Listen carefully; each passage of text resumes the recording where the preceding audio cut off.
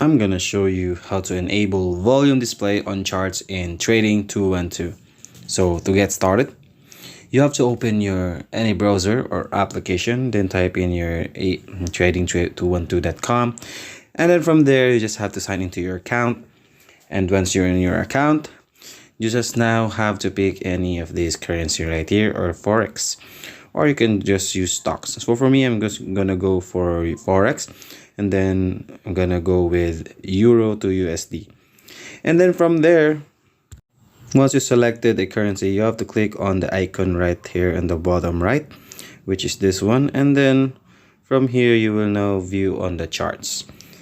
After that, you have to go to indicators located at the upper left corner and then search in the volume. It's either any of the volumes that you wanted, or you can, after that, you have to click on volume, and then it will now appear on your charts. So you have to press X on that, and then from there you can see that the volume is right there on the bottom.